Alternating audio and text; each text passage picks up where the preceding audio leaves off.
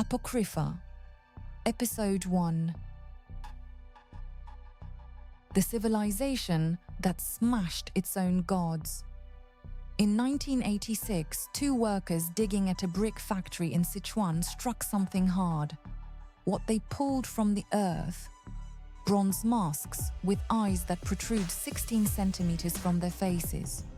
Does not match any other artifact in 3,000 years of Chinese history. We still do not know who made them. The site is called Sanxingdui, 3-star mound near the city of Guanghan, about 30 kilometers north of Chengdu. The civilization that built it flourished between roughly 1700 and 1100 BC, contemporaneous with the Shang dynasty in northern China. But it was not Shang. The Shang wrote in oracle bone script. Tens of thousands of pieces survive, decipherable. Sanxingdui has produced a handful of isolated marks and not a single sentence anyone has decoded. The Shang cast bronze ritual vessels in restrained geometric forms.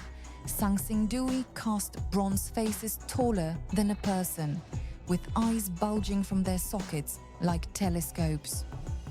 Robert Bagley of Princeton, who curated the first major Western exhibition of these objects at the Seattle Art Museum in 2001, called the masks the most extraordinary bronzes ever cast in China, and the most isolated from everything around them. The site was first noticed in 1929. A local farmer was widening an irrigation ditch and pulled up a small jade ring. It went into private hands. Real excavation did not begin until 1986. That summer, workers at a brick factory dug into the corner of what turned out to be a sacrificial pit. Inside, they found a layer of broken artifacts, smashed jade, fractured ivory tusks, charred animal bone. Beneath them, intact, dozens of bronze heads stacked together like a buried congregation. A second pit, 20 meters away, contained the figure now known as the Sanxingdui Lord. He is over 2.5 meters tall, hollow cast in bronze, standing on an inscribed pedestal, holding something that no longer exists between his hands. We do not know what it was. The masks are the artifacts that draw crowds. Most are roughly human. Ceremonial faces, large but recognizable. A few are not. The largest of them, over 1 meter wide, has cylindrical eyes that extend 16 centimeters from the head.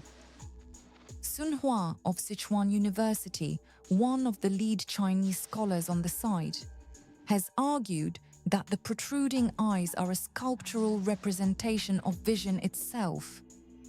The figure is not just seeing the world, it is seeing into another one. In later Sichuan legend, the first king of the Shu kingdom, the political successor to whatever existed at Sanxingdui, was named Cancong, the silkworm bush, and was said to have eyes that protruded from his face. Sun does not claim this proves a direct memory across the centuries. He calls it an echo, possibly preserved across 2,000 years of oral tradition. For 3 decades after 1986, archaeologists worked from those original 2 pits. Then, in 2019, ground-penetrating radar identified 6 more. Excavation began in 2020. The Sichuan Provincial Cultural Relics and Archaeology Research Institute released the first results in March 2021. More than 13,000 artifacts, including a gold mask still folded into the soil, a bronze altar showing kneeling figures supporting a platform, and a bronze figure with birds' feet standing on the back of a snake. The kneeling figures, the bird feet, the snake. None of these motifs have parallels in Shang art 300 kilometers to the north. Whatever religious system produced them was operating on its own logic. The dig is still active in 2026. There is one detail that complicates every theory. The artifacts in every pit excavated so far were broken before they were buried.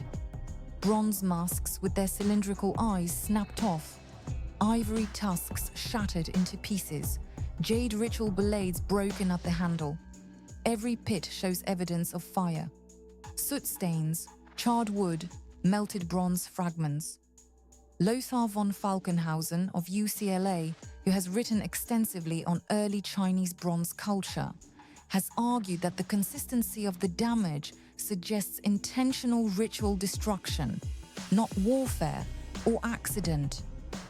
Someone, the people of Sanxingdui themselves, by the most cited interpretation, deliberately smashed and burned their own ceremonial bronzes, then buried them in pits, and then abandoned the city. By around 1100 BC, the site was empty. Where they went, what they were fleeing or atoning for, is the question that has driven the past 40 years of excavation and is no closer to an answer. The Shang kept records. The Egyptians kept records. The Hittites and the Babylonians and the Mycenaeans kept records. Sanxingdui produced a civilization elaborate enough to cast bronze figures larger than a person, organized enough to gather 13,000 ritual objects in one place, wealthy enough to import ivory from elephants that did not live in Sichuan, and left no readable text. The marks they made, archaeologists agree, look like writing,